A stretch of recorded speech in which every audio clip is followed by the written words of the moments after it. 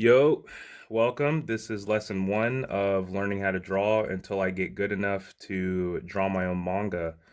I hope you guys are ready for this one. It's about to be a long journey, so let's get started. So, full disclaimer, I am by no means a professional artist. I cannot draw anything remotely comparable to things like One Piece or Berserk or Naruto or anything like that. But I have been drawing for a while, a few years now, and I've looked at a lot of courses and videos and tutorials and things like that.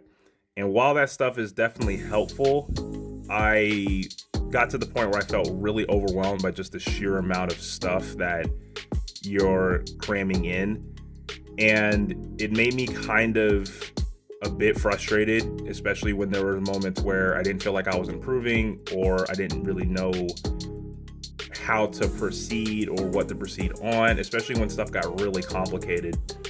And so I decided to take a step back and basically start from scratch, start over, and do it in my own way and structure it the way that I feel is best for me to learn. And of course, I wouldn't be putting it on YouTube if I wasn't going to share that with you guys so that way you guys can pick up on some tips and tricks that I'm going to learn throughout this journey. So basically, yeah, this is me learning from scratch, teaching myself from scratch, and hopefully you guys, enjoy the ride. So to start off with, the biggest thing that I got frustrated on when I first started drawing was the sheer amount of stuff when it came to fundamentals. There's just so many different angles you can look at when it comes to fundamentals. Some people tell you to practice shapes, some people tell you to practice proportions and things like that. And I decided to look at it from a more of a motivation standpoint. And why did I decide to draw in the first place? Well, it's because the stuff looks cool, especially anime. You watch your favorite anime, you read your favorite manga, and you're like, wow, that looks really, really cool. And I know we all, at some point as a kid or a teenager, decided to copy down what, a scene from Naruto or, Super Saiyan 14 Goku. Like, we all tried to draw that at some point, and then we turned and realized, like, it does not look like that. My drawing does not look like that. This looks awful. So I'm going to take that feeling and I'm going to put that into a lesson. And it's basically to teach you guys and show you guys the idea of copying the certain art and how you can implement that into your own style. So for the sake of YouTube, I'm not going to just straight up copy, manga panels or other people's artwork into the sketchbook here. But what I am going to do is I am going to use a lot of what I'm looking at right now as a reference to kind of show you guys what I particularly like about the certain styles that I choose and how you can analyze it when you go into doing it for yourself. So in front of me, I have a picture of Mori Jin from The God of High School.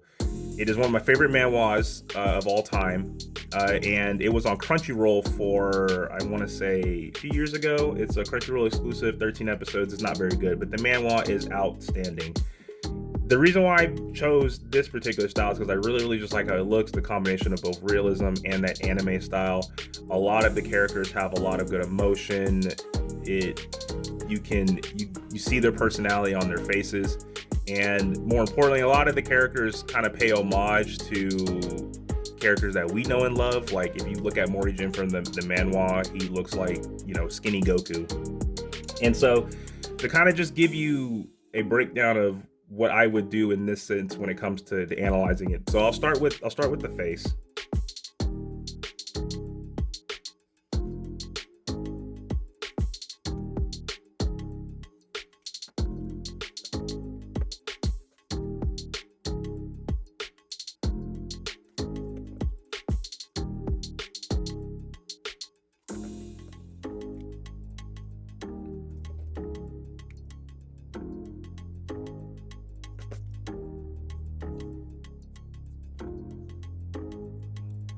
So this is typically what the structure of the God of High School characters will look like. They have this like curve right here on either side, and their ears are more kind of out.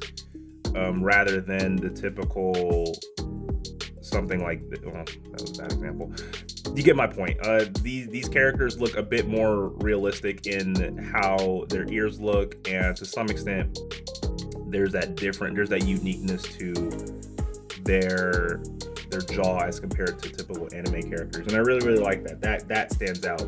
So that's something that I would write down. I would, have an arrow here, and I would just say something like curve on jaw. You probably can't read my chicken scratch. And then for the ears, I would do something, same thing, like wider curve.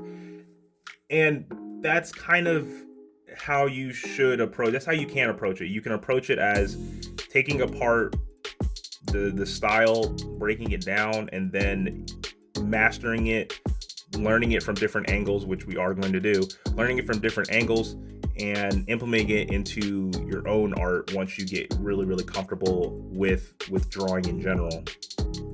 The other thing that you have made notice is I erased a bit, and that's okay. Mistakes happen. It's important to understand that when you're drawing, especially at the start, or even when you're pretty good, you're gonna make mistakes, and it should not discourage you from continuing to push forward to create what you want to create.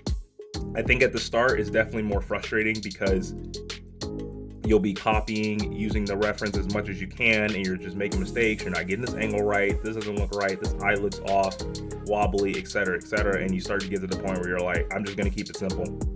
I know we've all done the thing where we'll draw the eye on one side here, and we get to the other side and it looks wonky, so then we say, okay, you know what, just put some hair over there. We've all done that, and I think that's, if it happens, it happens. It should not be an example that you're a bad artist, right? You shouldn't call yourself a bad artist just because you're making a bunch of mistakes. If your sketchbook is just filled with errors, that's totally fine. Everyone learns at their own pace. Some people are really talented and can just, get it lickety split. And other people, it takes time. So never get discouraged when you're having to erase a bunch of stuff and make mistakes.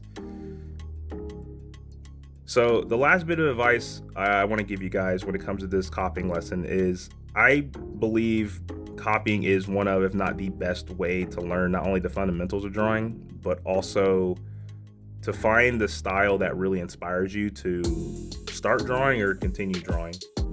But it should never be used as a tool to carry you from beginner to pro. At some point, you're going to have to take your own creative liberties and develop your own style based on what you've learned.